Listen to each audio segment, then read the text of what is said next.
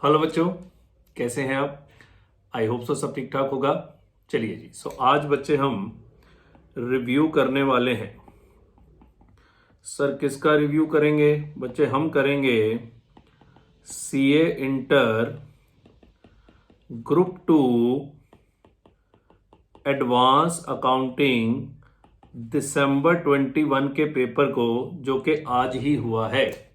14 दिसंबर को जो पेपर आज हुआ है 21 को, उसका रिव्यू करेंगे जी कि क्या क्या चीजें पेपर में पूछी गई हैं, क्या क्या चीजें नहीं पूछी गई हैं। क्लियर है सर? ओवरऑल रिव्यू क्या है, पेपर कैसा आया है बच्चे? इजी पेपर था, जो सारी चीजें पढ़ के गए थे सब चीजें पूछी गई हैं। ऑलमोस्ट हर चैप्टर में से क्वेश्चन पूछा गया है। सो इजी पेपर था, या इजी टू एवरेज पेपर कह सकते हैं। सर कुछ नया आया है? पॉइंट तो कोई नया नहीं आया। एक आधे क्वेश्चन में उन्होंने अपनी तरफ से एक आधा पॉइंट ऐड करके उसको नया क्वेश्चन बनाने की कोशिश करी। अदरवाइज तो क्वेश्चन भी सारे बुक से ही आए हैं, चाहे वो स्टडी मटेरियल इंस्टीट्यूट का ले लीजिए या पास्ट पेपर्स ले लीजिए या हमारी बुक ले लीजिए, एक ही बात है, सबकी बुक्स में ये क्वेश्चंस होते हैं। तो कोई मुश्किल बातें नहीं पूछी गई, सारी बातें करी हुई थी।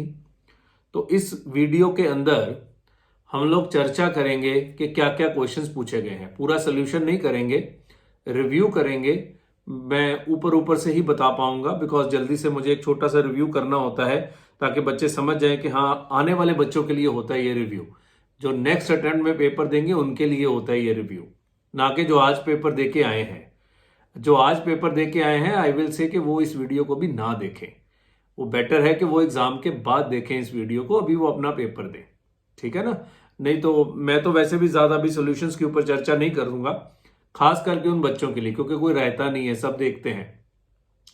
पर फिर भी मैं चाहता हूं कि जिनका आज पेपर हुआ है वो अभी ना देखें, अपने ग्रुप 2 के पेपर्स खत्म कर लें, फिर इस वीडियो को देखें। और जो आने वाले बच्चे हैं जिन्होंने अगले अटेम्प्ट में पेपर देने हैं, मेनली ये रिव्यू उनके लिए होता है कि इंस्टीट्यूट देखो किस तरीके के पेपर्स पूछता है। ठीक है जी? आइए जी स्टार्ट करते हैं। वही है जी, क्वेश्चन नंबर 1 आपका कंपल्सरी क्वेश्चन है। बाकी 5 में से कोई 4 क्वेश्चंस आपको सॉल्व करने हैं। पहला आपको पता है क्वेश्चन कहां से आता है?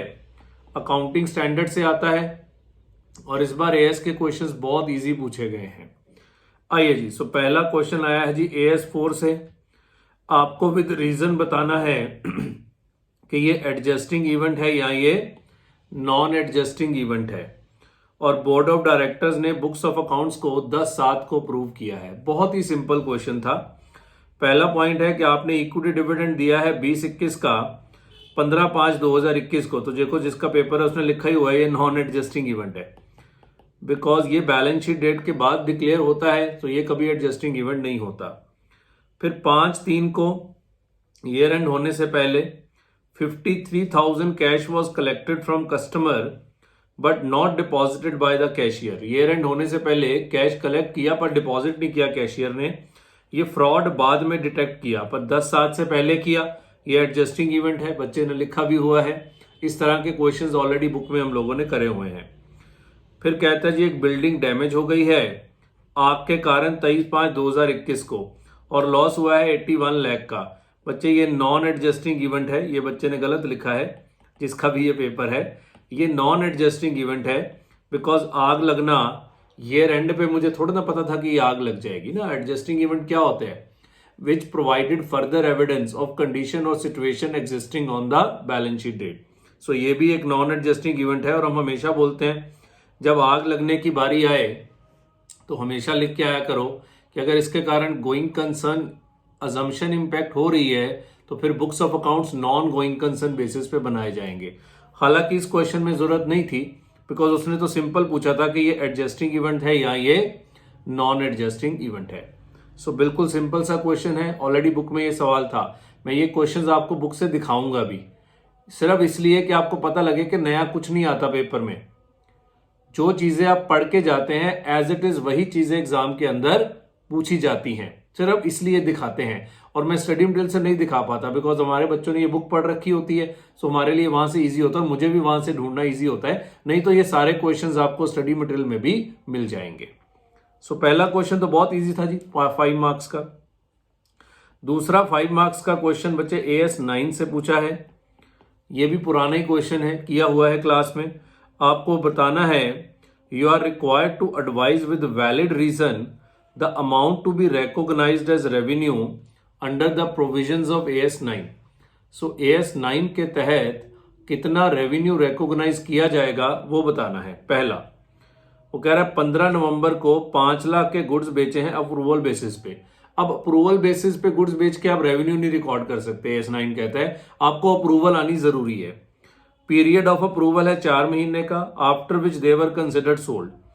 Buyer sent approval for 75% of the goods up to 31 January and no approval or disapproval received for the remaining goods till 31 March. अब ध्यान से 15 नवंबर से 4 महीने गिन लीजिए क्योंकि पीरियड ऑफ अप्रूवल 4 महीने है, तो 15 दिसंबर, 15 जनवरी, 15 फरवरी और 15 मार्च। अगर 15 मार्च तक अप्रूवल नहीं आती तो मान लिया जाएगा कि गुड्स बिक चुके हैं। अब क्वेश्चन कहता है कि 75% की अप्रूवल तो आ गई है 31 जनवरी तक की, पर बाकियों की ना तो अप्रूवल आई है ना ही डिसअप्रूवल आई है टिल 31 मार्च, क्योंकि 31 मार्च को 4 महीने गुजर चुके हैं, तो entire 5 lakh will be treated as your revenue. हालांकि मैं सोल्यूशन करता नहीं हूं, पर ये थोड़े छोटे हैं तो हम थोड़ा चर्चा कर सकते हैं।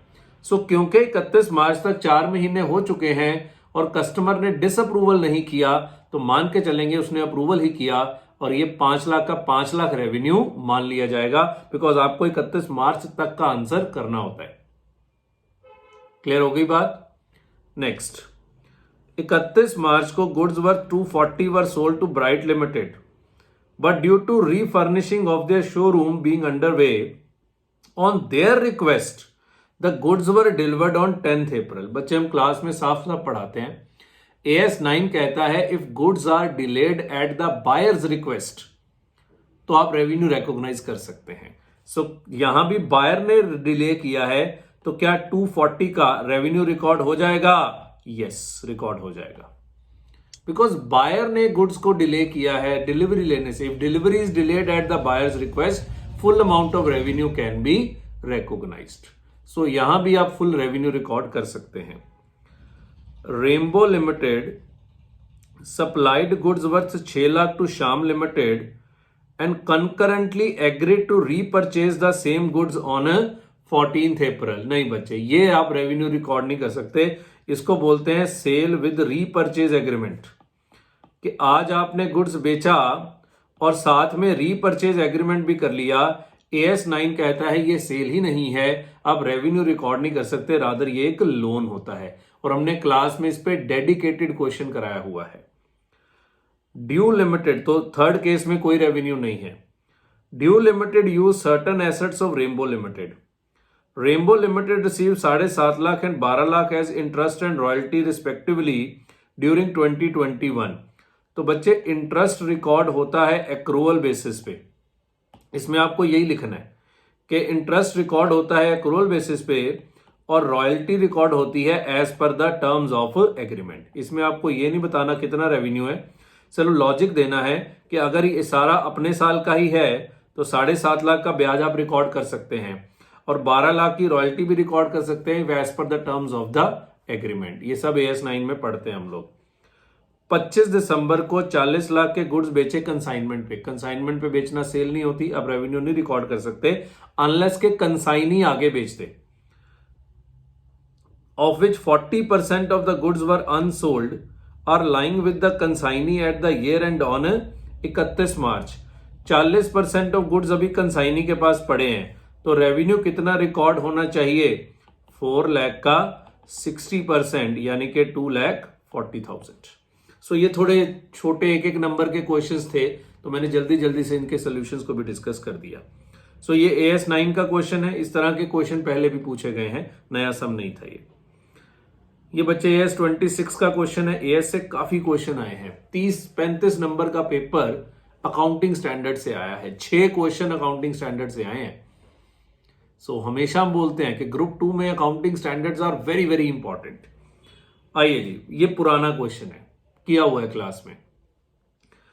Surgical limited is developing a new production process of surgical equipment.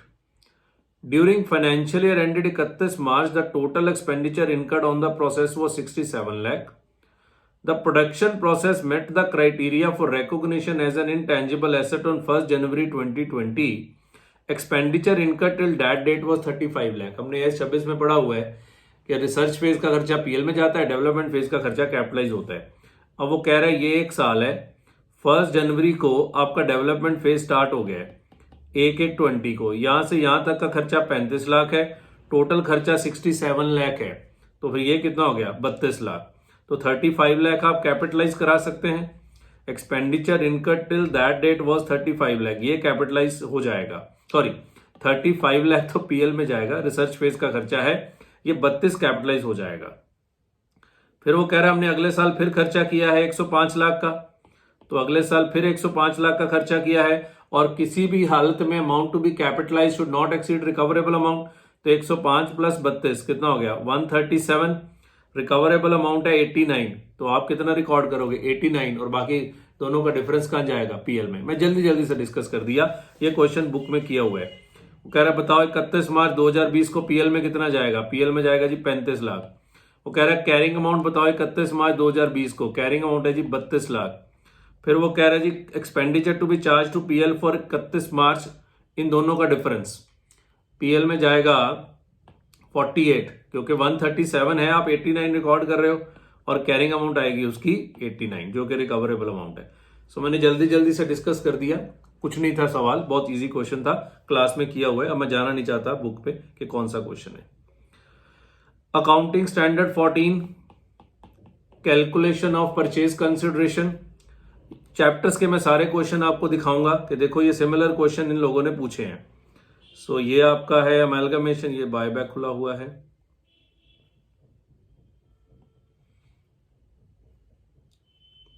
ये वाला क्वेश्चन आया जी, क्वेश्चन नंबर 3, देखो पहले भी आया हुआ है May 16 में। आइए जरा एक बार पढ़ते हैं question. Moon Limited is absorbed by Sun Limited, PC निकालनी है आपको, कैलकुलेट परचेज कंसिडरेशन, बच्चों वाला क्वेश्चन है। टेक ओवर ऑफ लाइबिलिटीज वो कर रहा है, payment of cost of absorption, cost of absorption तो पीसी का पार्ट होता नहीं, पीसी का पार्ट तो पेमेंट टू शेयर होल्डर होता है। Payment of 9% debenture 50,000 at a premium of 20%, ये भी नहीं आएगा, ये भी पीसी का पार्ट नहीं है। देखो बच्चे ने मार्क किया है कि यहां से पीसी स्टार्ट होती है। द पेमेंट ऑफ 18 पर शेयर इन कैश, ये पीसी का पार्ट है। Allotment of 11% preference share of 10 each and 1 equity share 10 each eight a premium 30 for every share in moon limited. देखो ये सिमिलर क्वेश्चन है, ये देखो ये सिमिलर क्वेश्चन है।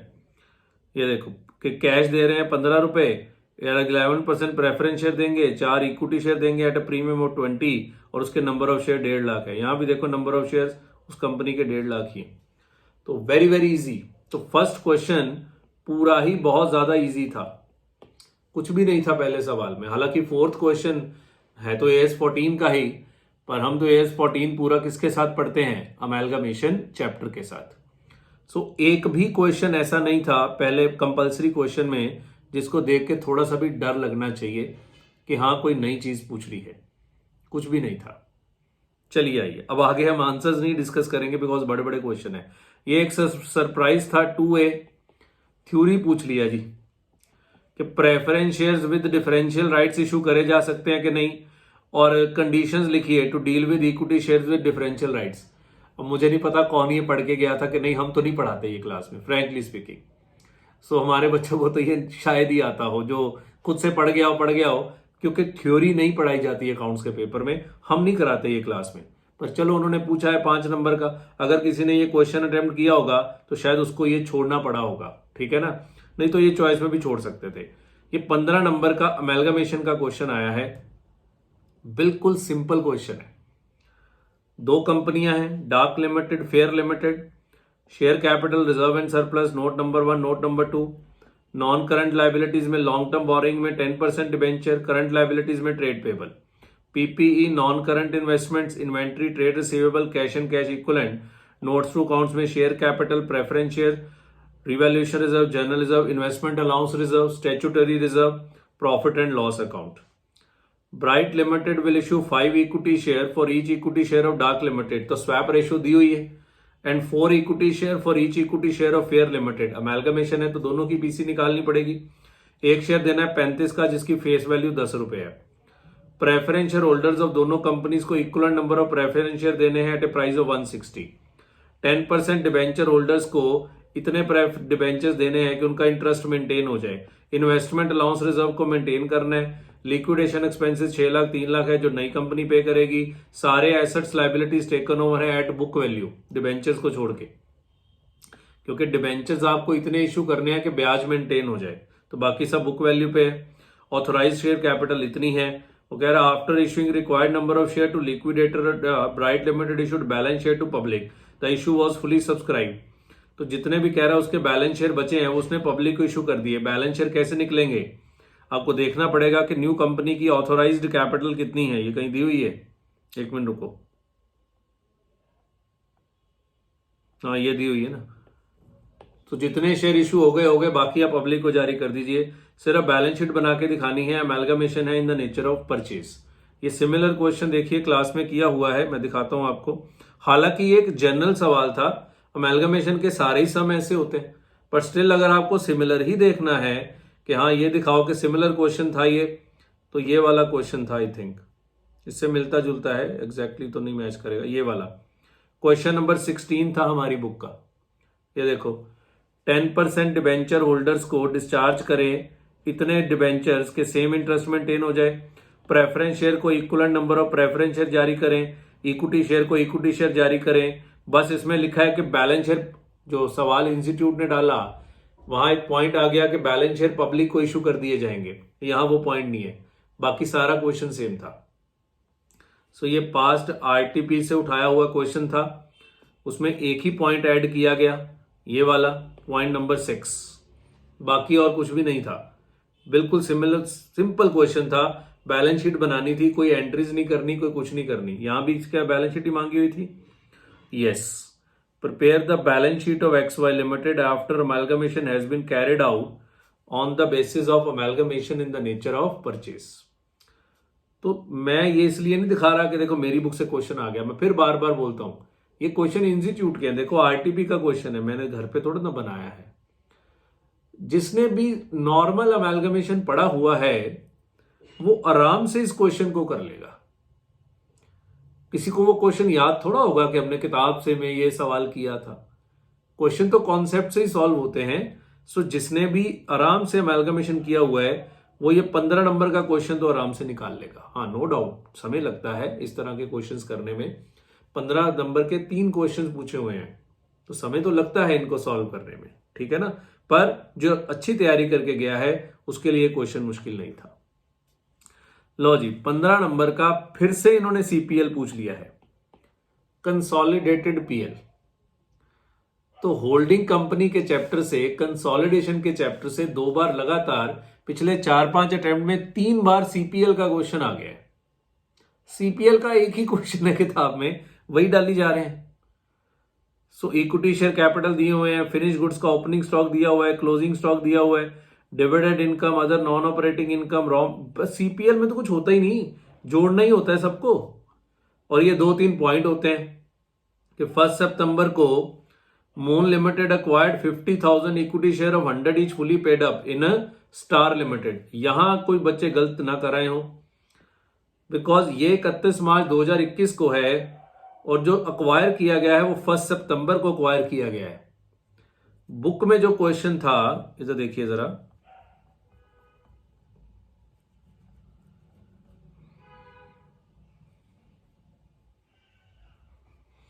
तो ये मुझे डर है कि कोई गलत ना कराया हो, तो मैं चर्चा तो नहीं करना चाहता पर अब थोड़ा सा तो बात करनी पड़ेगी। कहाँ गया कंसोलिडेशन, ये रहा। इसके लास्ट में एक क्वेश्चन है सीपीएल का।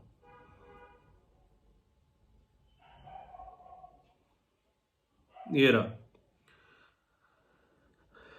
अब यहां देखो, एच लिमिटेड के पास 80% इक्विटी शेयर है, पर ये नहीं बताया कि ये खरीदे कब है। तो हम 100% कंसोलिडेशन करते हैं, 5,000 में 1,000 जोड़ते हैं, 1,000 में 200 जोड़ते हैं। पर इस सवाल में लिखा है कि आपने 1 सितंबर को शेयर्स एक्वायर करे हैं, तो बच्चे आपको प्रोपोर्शनेट जोड़ना है। कितने महीने का? 7 महीने का, सितंबर, अक्टूबर, नवंबर, दिसंबर, जनवरी, फरवरी, मार्च।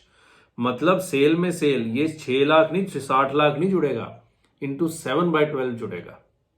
अब ये मुझे नहीं पता कौन सही करके आया होगा। इसी तरह से हर चीज को आपको 7 महीने का ही जोड़ना था। ये अच्छा क्वेश्चन है। मैं इसका सॉल्यूशन कराऊंगा आपको क्लास में, बाद में कराऊंगा, पेपर खत्म हो लेने दीजिए, उसके बाद मैं इसका सॉल्यूशन अपलोड करूंगा, इसी चैनल पे अपलोड होगा। ये बढ़िया सवाल था। बहुत से बच्चे हो सकता है इसको गलत करके आए होंगे। उसके बाद तो पॉइंट किए हुए हैं कि स्टार लिमिटेड ने डिविडेंड पे किया 10% फॉर द ईयर एंडेड 31 मार्च 20। एक मिनट, सॉरी, माफ करिएगा, माई मिस्टेक। ये 1 सितंबर 2018 है। ओहो, नहीं जी नहीं, 100% ही जोड़ना था, कोई दिक्कत नहीं है, मेरी गलती है। 100% ही जोड़ना था, बिकॉज ये तो 31 मार्च 2021 20-21 का सवाल चल रहा है, और 20-21 तो वो पूरा साल ही आपकी सब्सिडरी थी। कोई इशू नहीं है, बच गए, कोई इशू नहीं, कोई 60% नहीं करना, कोई कुछ नहीं करना, सारे जोड़ना है, सारे, कोई 7/12 कुछ नहीं करना, सारे जोड़ना है। ठीक है, तो बच गए। यहां पे अगर ये लिखा होता ना 2020, फिर गड़बड़ हो जाती। तो इंस्टीट्यूट ने बचा लिया, पता नहीं है वो लिखना क्या चाहता था, क्या गलती से 18 लिख गया, मुझे नहीं पता। वो तो जब सजेस्टेड आंसर आएगा तब पता लगेगा। पर ये 100% ही कंसोलिडेशन होगा, कोई 7/12 आपको करने की जरूरत नहीं है। क्लियर है? फिर कह रहा है जी, स्टार ने डिविडेंड पे किया है, the dividend was correctly accounted for by Moon Limited. अब ये जो डिविडेंड इनकम दी हुई है मून लिमिटेड की, क्या इसमें स्टार का डिविडेंड होगा? बिल्कुल होगा।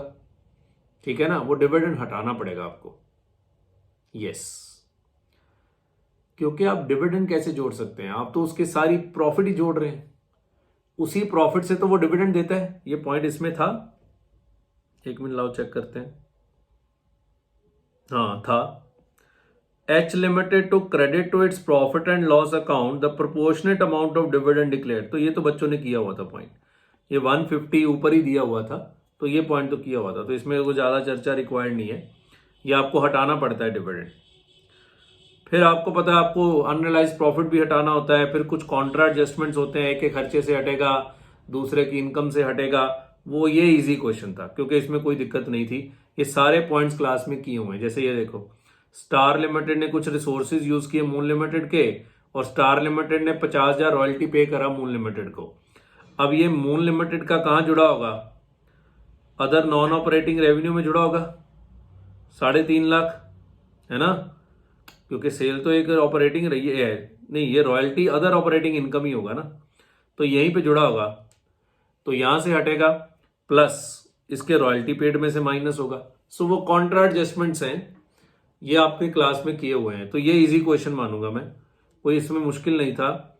जिसने भी वो क्वेश्चन किया हुआ था, जो एक ही लौता ही सवाल कराते हैं हम सीपीएल का, सो जिसने वो क्वेश्चन क्लास में किया हुआ था वो आराम से इस क्वेश्चन को कर सकता था, कोई मुश्किल बात नहीं थी। क्लियर है बात, समझ आ गया? सो बाकी फिर भी मैं इसका सोल्यूशन एक बार जरूर अपलोड करूंगा। वैसे तो सारे पॉइंट्स वही हैं जो इस क्वेश्चन में ऑलरेडी दिए हुए हैं, सारे पॉइंट्स वही हैं, बस थोड़ा क्वेश्चन का स्ट्रक्चर चेंज किया गया है, बाकी सब कुछ वही है। फिर भी देख लूंगा मैं, एक बार इसको जरूर अपलोड करूंगा। क्लियर है जी? सो ये था जी अगेन 15 मार्क्स का कंसोलिडेशन का सम, पर ये कोई इतना बड़ा क्वेश्चन नहीं होता। सीबीएस का सम होता ना तो वो बड़ा होता है, पर वो इकट्ठे अमेलगमेशन और कंसोलिडेशन और पार्टनरशिप, तीनों बड़े क्वेश्चन नहीं आ सकते पेपर में, वो फिर पेपर बहुत बड़ा हो जाता है। इसलिए इन्होंने कंसोलिडेशन का सीपीएल का सम डाला हुआ है 15 नंबर में। तो ये इजी क्वेश्चन था, मैं थोड़ा डर गया था, मैंने पढ़ा नहीं कि ये 18 है और ये 21 था, तो कोई दिक्कत नहीं है। मुझे नहीं पता कि वो गलती से यहाँ 2020 देना चाहता था, गलती से 18 दे गया, अब ये अब बाद में पता लगेगा। पर आप तो 18 के अकॉर्डिंगली करेंगे, पूरे साल का ही कंसोलिडेशन करेंगे। आइए जी आगे बढ़ते हैं। ये एक बहुत इजी क्वेश्चन एनबीएफसीज का, आपको ओन्ड फंड्स और नेट ओन्ड फंड्स निकालने हैं। क्लास में एनबीएफसी में ये पॉइंट अच्छे से किया हुआ है, ये देखो share capital, convertible preference share, general reserve, CRR, DRR excluding revaluation reserve, capital reserve realised in cash minus balance in PNL intangible asset, ये ओन्ड फंड्स। और जो भी ओन्ड फंड्स का 10% है, इतनी इन्वेस्टमेंट आप ग्रुप कंपनीज में कर सकते हैं, बाकी आपको माइनस करनी पड़ती है। उसी पे क्वेश्चन था। तो क्या शेयर कैपिटल आएगा? Yes. Convertible preference share? Yes. Free reserve? Yes. Share premium? Yes. Capital reserve 319 है, 220 हटाना पड़ेगा, वो रिवैल्यूएशन का है। डेफर्ड रेवेन्यू एक्सपेंडिचर माइनस करने पड़ेंगे, डिवेंचर का कुछ नहीं करना, कैश एंड बैंक बैलेंस का कुछ नहीं करना। Investment in debenture, investment in shares of other NBFCs, ये जो सब्सिडरी में इन्वेस्टमेंट करी हुई है, टोटल ओन फंड का ये 10% अलाउड है, बाकी आपको हटाना पड़ता है। ये पॉइंट यहां भी किया हुआ है, बुक में भी था ये क्वेश्चन, ये वाला क्वेश्चन आया है, ये देखो। तो in shares of subsidiaries and group companies, पर यहां in debentures of subsidiaries and group companies था, यहां इंस्टीट्यूट ने चेंज किया है थोड़ा सा। इधर देखो पेपर में दिया हुआ है investment in debentures of subsidiaries, ये तो माइनस होगा, एक्सेस ऑफ 10%। पर investment in shares of other NBFCs, इसको कुछ करने की जरूरत नहीं है, बिकॉज ये कोई ग्रुप कंपनी थोड़ी ना है, तो इसका भी नो ट्रीटमेंट है। मुझे नहीं पता कोई कर ना आया हो, इसका भी नो ट्रीटमेंट है, बिकॉज ग्रुप कंपनीज में जो इन्वेस्टमेंट करी होती है वो टोटल इन्वेस्टमेंट कितनी अलाउड है? ओन्ड फंड्स का 10% अलाउड है, तो ओन्ड फंड का 10% से ज्यादा जो इन्वेस्टमेंट करी होती है वो माइनस कर देते हैं। इसका लॉजिक भी देते हैं हम क्लास में कि ऐसे क्यों किया जाता है, बट अदर एनबीएफसीज में तो कोई प्रॉब्लम नहीं होनी चाहिए, ठीक है ना। सो ठीक है, ये 5 नंबर का क्वेश्चन था, ठीक था सवाल ये ओन्ड फंड्स और नेट ओन्ड फंड्स के ऊपर। ये 15 नंबर का फिर से पार्टनरशिप का क्वेश्चन आया है, बुक का क्वेश्चन आया है जो हमसे पढ़े हैं, प्रभु भोला शिव, वो क्वेश्चन है ये। प्रभु भोला शिव, हमने पार्टनरशिप का क्वेश्चन कराया था क्लास में प्रभु भोला शिव के नाम से, तो ये क्वेश्चन आराम से होने वाला सवाल था। कन्वर्जन टू कंपनी का क्वेश्चन, कन्वर्जन नहीं, partnership firm taken over by company का क्वेश्चन था, ये वाला कहां गया, एक सेकंड रुको, ये रहा जी। प्रभु भोला शिव इकलौता सवाल था जहां कंपनी की बैलेंस शीट दी हुई है, सॉरी, जहां कंपनी की बैलेंस शीट दी हुई है प्लस पार्टनरशिप फर्म की भी बैलेंस शीट दी हुई है। प्रभु एंड कंपनी पार्टनरशिप फर्म है और भगवान लिमिटेड एक कंपनी है, और वो कह रहा था भगवान लिमिटेड ने टेक ओवर कर लिया प्रभु एंड कंपनी को, except cash in hand and cash at bank को छोड़ के, और 25,000 शेयर इशू कर दिया, 10 each eight a premium of 2 पर शेयर। ये बिल्कुल वही क्वेश्चन पूछा है इन्होंने, इधर देखो। ये पहले पार्टनरशिप जिसको प्रभु एंड कंपनी भगवान लिमिटेड को जेईके लिमिटेड कर दिया, और कह रहा है कि बैलेंस शीट डेट पे पार्टनरशिप फर्म डिसॉल्व हो गई, all assets except cash in and cash at bank, वहां भी यही था, and all liabilities taken over by 75,000 share issue कर दिए 10 रुपए पर शेयर के हिसाब से। तो ये सेम पॉइंट है, ये देखो अनरिकॉर्डेड लाइबिलिटी 37,500, यहां भी एक अनरिकॉर्डेड लाइबिलिटी दिखेगी आपको, ये देखो अनरिकॉर्डेड लाइबिलिटी, ये कॉन्ट्रा एडजस्टमेंट है 50,000 की, फिर रियलाइजेशन अकाउंट बनाओ, जनरल एंट्रीज डालो भगवान लिमिटेड की बुक्स में। ये बिल्कुल सिमिलर क्वेश्चन हमने क्लास में किया हुआ है, रादर मैंने तो अपनी तरफ से 3rd पॉइंट भी इसमें ऐड कराया था, प्रिपेयर बैलेंस शीट ऑफ भगवान लिमिटेड। सवाल ने आपसे बैलेंस शीट नहीं मांगी, उसने 2 ही पॉइंट मांगे हैं, realisation account, partners capital account, cash in hand और बैंक अकाउंट, और journal entries in the books of JEK. Partnership की बैलेंस शीट तो मांगी नहीं है, फर्म कंपनी की बैलेंस शीट नहीं मांगी। Easy question, very very easy question, बहुत ज्यादा इजी सवाल था ये।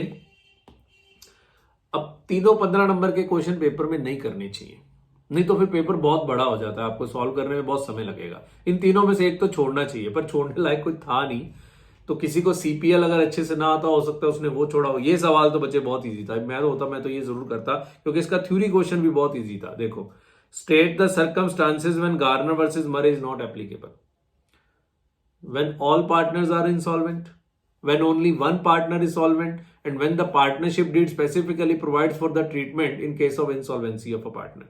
3 ही सिचुएशंस होते हैं, 5 नंबर का सम पूछे। सो इजी क्वेश्चन था, कोई मुश्किल बात नहीं थी। ये 20 नंबर का क्वेश्चन तो जरूर करना चाहिए था। पार्टनरशिप पूरा 20 नंबर में आता है, कई बार 20 नंबर का पूरा एक ही प्रैक्टिकल पूछ लेते हैं। इस बार उन्होंने 15 और प्लस 5 मार्क्स का पूछा है। सो कोई मुश्किल बात नहीं, ठीक है। आइए जी 5A, ये आई थिंक बायबैक का क्वेश्चन है 10 नंबर का। एक्चुअली मिक्स है। एक बैलेंस शीट दी हुई है कंपनी की। Equity share of 10 is fully paid up, 6% redeemable preference share of 50 is fully paid up, capital reserve, general reserve, security premium, profit and loss, revaluation, infrastructure development reserve, debenture, unsecured loan, plant and equipment investment।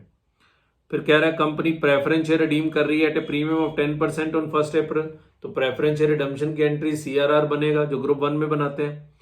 फिर यहां इन्होंने change किया, it also offered buyback of maximum permissible number of equity shares. तो आपको number of shares to be bought back निकालने हैं। तो lower of the following 3 होते हैं, 25% of number of equity share, 25% of equity shareholder funds divide by buyback price, और after buyback the debt to equity ratio should not exceed 2:1। So वो किया हुआ है क्लास में, तो आपको ढूंढना पड़ेगा। फिर कह रहा है ये पेमेंट हमने बैंक बैलेंस से कर दी जो कि करंट एसेट्स का पार्ट था। अब ये देखो point, the company had investment in own debentures costing 60 lakh, These debentures were cancelled on 2 अप्रैल। अब cancellation of own debentures group 1 का पार्ट है, वो यहां पूछ लिया, पर हमने ये क्वेश्चन किया हुआ है क्लास में, भी दिखाता हूं। फिर कह रहा है कंपनी ने फुली पेड अप बोनस भी जारी कर दिया, बोनस भी ग्रुप 1 का पार्ट है, इन्होंने यहां पूछ लिया। सो ये क्वेश्चन मिक्स सवाल था, bonus, preference shares, own debenture cancellation plus buyback, सब चीजें आपको पता होनी चाहिए। वो कह रहा है बताओ मैक्सिमम परमिसिबल बायबैक, तो ऐसे बहुत से क्वेश्चंस किए हुए हैं क्लास में, और जनरल एंट्रीज रिकॉर्ड करो। शुक्र है बैलेंस शीट नहीं मांगी। क्या सिमिलर सवाल किया हुआ है? हाँ किया हुआ है, ये देखो मैं तुम्हें दिखाता हूं। सिर्फ वहां एक इसॉप का पॉइंट था, इन्होंने इसॉप काट के उसकी जगह पे बोनस का पॉइंट दे दिया कि हमें बच्चे इसॉप में गलती ना कर दे, मतलब इजी कर दिया आपके लिए उन्होंने। ये वाला क्वेश्चन पूछा है, ये देखो पहले भी आया हुआ है नवंबर 12 में 12 मार्क्स का। ये देखो, included in its investments were investments in own debentures. Buyback पर यहां दिया हुआ था कि 20% बायबैक करने हैं, वहां उसने एडिशनल पॉइंट ऐड कर दिया कि आप खुद निकालिए कि कितने शेयर्स को बायबैक किया जा सकता है। और ये देखो company redeemed the preference shares. So ये क्वेश्चन था, एक और भी क्वेश्चन था इस तरह का हमारे पास, मैं दिखाता हूं आपको। ये देखो company redeemed the preference shares at 10%, पर यहां भी दिया हुआ था कि 3 लाख शेयर बायबैक करने हैं, वहां निकालना था। इन्वेस्टमेंट इन ओन डिवेंचर्स है, फिर यहां स्टॉक ऑप्शंस का पॉइंट था, इन्होंने स्टॉक ऑप्शंस के पॉइंट की जगह बायबैक का पॉइंट दे दिया। सो ये क्वेश्चन पुराना ही सवाल था, बस छोटे मोटे चेंज किए। एक तो वो चाहता था कि number of shares to be buyback आप निकालें, प्लस उसने बोनस शेयर्स का पॉइंट दे दिया इस ऑप्स का पॉइंट हटा के। तो कोई मुश्किल क्वेश्चन नहीं था जी, ग्रुप 2 लेवल पे इजी क्वेश्चन था, आराम से हो जाना चाहिए था। नो डाउट 10 मार्क्स में थोड़ा सा बड़ा क्वेश्चन था, पर बैलेंस शीट नहीं मांगी ना, सिर्फ जनरल एंट्रीज मांगे हैं। अगर बैलेंस शीट मांग लेता फिर थोड़ा ज्यादा बड़ा हो जाता, पर अदरवाइज ये ठीक था। बैंकिंग 10 मार्क्स, वही पुराना क्वेश्चन, पता नहीं कितनी बार इस तरह का सम आ चुका है। Interest on cash credit, interest on overdraft, interest on term loan, income on investment, interest on balance with RBI। मैं सीधा ही दिखाता हूं आपको जो क्वेश्चन आया है बैंकिंग का, क्योंकि ये क्वेश्चन तो कई बार आ चुका है पेपर में। पता नहीं बैंकिंग के ना 4-5 ही क्वेश्चन है इनके पास, घुमा फिरा के हर अटेम्प्ट में किसी ना किसी की बारी आ ही जाती है। कहाँ गया? ये रहा।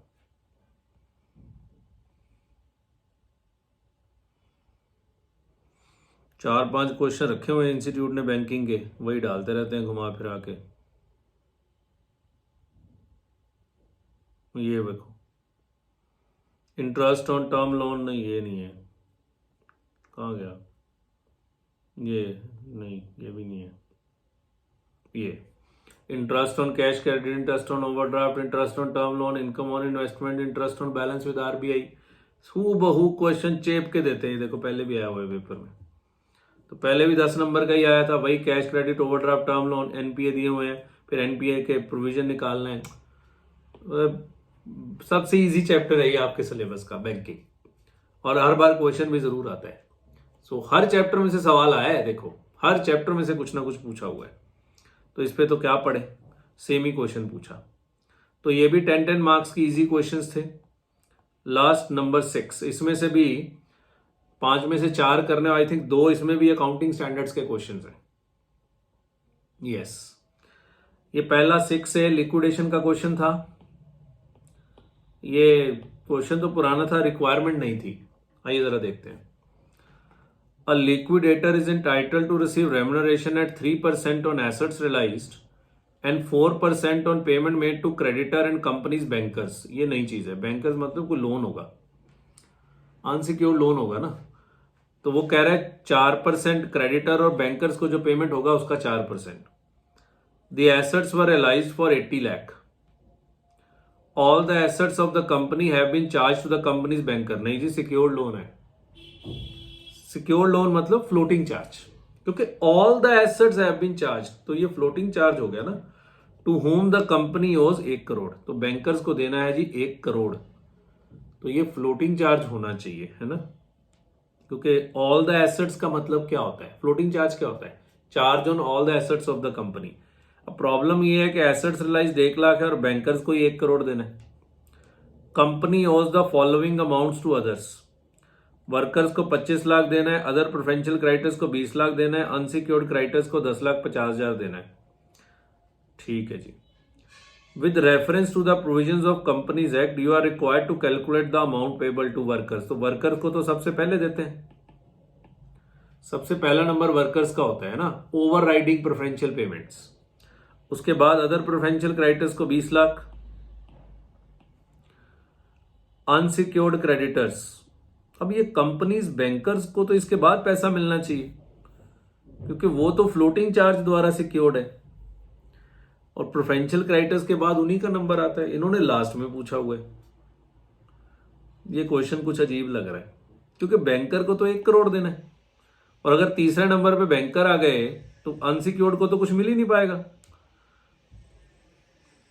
ऐसा ही होना चाहिए, है ना। और बैंकर को कितना मिलेगा, इधर देखो, आपके पास 80 लाख के एसेट्स हैं, 45 लाख तो आप पे कर चुके हैं, तो क्या ये बैंकर को मिल जाएगा, कितना बचता है ये 35 लाख। ना ना ना ना ना, इस पे कमीशन भी तो देनी है। कितनी कमीशन देनी है, एक तो देनी है 3% ऑन एसेट्स रिलाइज, ये कैलकुलेशन करनी पड़ेगी। एसेट्स रिलाइज है 80 लाख, तो 80 लाख का 3% कितना, 2,40,000, एक तो वही गया, है ना। तो लिक्विडेटर रेम्युनरेशन 2,40,000 एक आ गया, प्लस जितना पैसा बचा उसका 4/104, जो भी बचेगा उसका 4/104 करके वो यहां कमीशन जुड़ेगी, और फिर जो बैलेंसिंग फिगर बचेगा वो बैंकर को मिलेगा। अब मुझे नहीं पता इंस्टीट्यूट इसका सोल्यूशन कैसे करने वाला है, क्लियर है। सो मुझे नहीं पता है, क्योंकि अगर वो सिक्योर्ड क्रेडिटर हैं और charge on all assets of the company है, तो फिर उनका नंबर अनसिक्योर्ड से पहले आता है, तो अनसिक्योर्ड को कुछ मिलेगा ही नहीं, बिकॉज उन्हीं की पेमेंट नहीं पूरी हो रही। सो ये सजेस्टेड चेक करना पड़ेगा ये लोग इसका सोल्यूशन कैसे करते हैं, थोड़ा कॉन्ट्रोवर्शियल सा क्वेश्चन लग रहा है। चलिए कोई बात नहीं, आगे बढ़ते हैं। ये बच्चे equity find their voting right in case of resolution of winding up, ये एक ही क्वेश्चन है, बार बार यही सवाल आता रहता है पेपर में, पिछले अटेम्प्ट में भी आया हुआ है ये क्वेश्चन। सो डिफरेंशियल वोटिंग राइट्स के ऊपर इकलौता सवाल है, ये लोग वही पूछते रहते हैं, स्टडी मटेरियल का ही क्वेश्चन है। क्वेश्चन नंबर 5 AS 19, ये भी हमारी बुक का क्वेश्चन था। 3 चीजें पूछी हैं, एनुअल लीज रेंट बताओ, lease rent income recognise in each year, depreciation for 3 year of lease. मैं आपको दिखाता हूं कौन सा क्वेश्चन इन लोगों ने पूछा है। लास्ट क्वेश्चन था आई थिंक हमारी बुक में AS 19 का।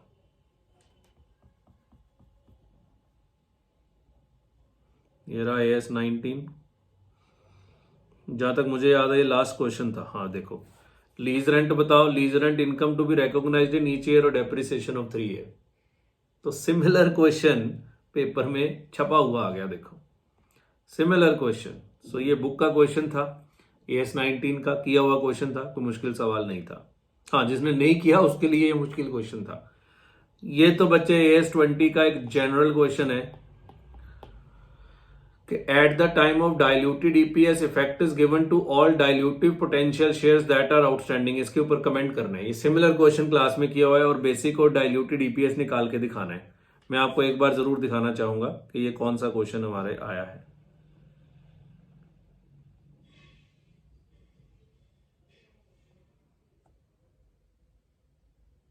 ये देखो, नवंबर 18 में भी आया है, नवंबर 16 में भी आया है, पुराना क्वेश्चन है। While calculating diluted EPS, effect is given to all dilutive equity share that were outstanding। Explain करो और diluted EPS निकाल के दिखाओ। बहुत इजी क्वेश्चन था, कुछ भी नहीं था इसमें। देखो एएस के कितने क्वेश्चंस हैं और लास्ट में ईसॉप, यही एक चैप्टर रह गया था। तो ये ईसॉप का वो क्वेश्चन है जिसमें वेस्टिंग पीरियड एक ही साल होता है और ऐसे 2-3 क्वेश्चन हमने क्लास में किए और 70 बार पहले भी आया हुआ है। ये कोई नया क्वेश्चन नहीं है। 2000 स्टॉक ऑप्शन दिए 1/4/18 को, नहीं ये एक साल वाला नहीं है, सॉरी माफ करिएगा। एट ₹60 मार्केट प्राइस 170, तो इंट्रिंसिक वैल्यू होगी 110, फेयर वैल्यू तो ये देने से रहे, तो आपको 110 ही रिकॉर्ड करना पड़ेगा। वेस्टिंग पीरियड 2.5 साल है और एक्सरसाइज पीरियड 1 साल है। 600 अनवेस्टेड 1/5 को लैप्स हो गए, 1200 एक्सरसाइज हुए 30/6 को, 200 vested option lapse, you are required to pass general entry. वो 1 साल वाला नहीं है, ये माफ करिएगा। इजी क्वेश्चन है ये, 2.5 साल वेस्टिंग पीरियड वाला क्वेश्चन जहां तक मुझे याद है क्लास में किया भी हो। मैं कहता हूं ना भी किया हो, जिसको भी थोड़ा बहुत भी सॉप का चैप्टर आता है वो ये क्वेश्चन आराम से करके आएगा। जहां तक मुझे याद है 2.5 साल वाला क्वेश्चन हमने क्लास में किया हुआ। ये देखो, ये वाला है क्वेश्चन नंबर 3। वेस्टिंग पीरियड 2 साल, मैक्सिमम एक्सरसाइज पीरियड 1 साल, 300 अनवेस्टेड ऑप्शंस लैप्स हो गए 1/5 को, 600 एक्सरसाइज हो गए 30/6 को, 100 लैप्स हो गए लास्ट में। जनरल एंट्रीज पास करिए। सेम क्वेश्चन था, कुछ भी मुश्किल नहीं था। क्लियर है जी? So that's it. तो आपने देखा एक भी चीज नई नहीं थी पेपर में, सब पुराने से पुराने क्वेश्चन उठा के डाले गए हैं। ठीक है, ऐसा ही पेपर होना चाहिए, बिकॉज नई चीजें पेपर में सॉल्व करना मुश्किल होता है। कोई एक आधा क्वेश्चन नया आ भी जाए तो हम कुछ कह नहीं सकते। जैसे सीपीएल के क्वेश्चंस में पता नहीं अब वो गलती से 18 रह गया या ये क्या करने चाहते थे, तो वहां थोड़ी कोशिश करी गई। बायबैक के क्वेश्चन में एक आधा पॉइंट एक्स्ट्रा डाल के कोशिश करी गई। क्लियर है? So that's it. Easy paper था, जो अच्छी तैयारी करके गया था। बाकी बच्चे एग्जाम में बैठ के लिखना is all together a different thing. यहां मेरे लिए बैठ के बोलना बहुत इजी है कि हाँ इजी पेपर था, ये था, पर वहां करना पड़ता है। चाहे क्वेश्चंस क्लास में करे भी हों, बट कर वही पाता है जिसकी तैयारी बहुत अच्छी होती है। ठीक है? So all the best for your remaining exam, अगर कोई इस एग्जाम का बच्चा इस क्लास को देख रहा है तो। ठीक है? बच्चे मुझे हमेशा कहते हैं सर आप पेपर रिव्यू करके चले जाते हैं, अपनी क्लासेस के बारे में नहीं बताते। सो बच्चे, हमारी एप्लीकेशन है सीएरिज, तो सीएरिज ऐप आप डाउनलोड कर लीजिए। हमारे पूरे के पूरे कोर्सेज इस ऐप के जरिए अवेलेबल हैं, लैपटॉप पे भी चलती है ये। सो ऐप के जरिए ये कोर्सेज अवेलेबल हैं, आप प्ले स्टोर से इसको डाउनलोड कर दीजिए। हमारा ग्रुप 2 का नया बैच स्टार्ट हो रहा है, ऑनलाइन बैच, ये कमिंग 20 दिसंबर से। तो वो सारा बैच इस ऐप के जरिए आप लोग देख सकते हैं, अगर कोई देखना चाहता है तो। आई डोंट एडवर्टाइज, ठीक है ना? बस मुझे बताना था कि बच्चे बोलते हैं हमें पता ही नहीं लगता कि आपकी क्लासेस कहाँ देख सकते हैं हम लोग। सो पहली बार मैं बता रहा हूं इस तरह से, मैं वो भी लास्ट में, ताकि कोई लास्ट में देखे तो वही सुने। ठीक है ना? तो 20 दिसंबर से हमारा ग्रुप 2 का नया बैच जो है वो स्टार्ट होने जा रहा है। ठीक है जी? बाकी बैचेस चल रहे हैं, जो पुराने चल रहे हैं वो ऐप के जरिए अवेलेबल हैं। ठीक है? चलिए, सो आज की क्लास यही खत्म करते हैं, फिर मिलेंगे एफएम के पेपर के रिव्यू के साथ। टिल देन बहुत बहुत धन्यवाद।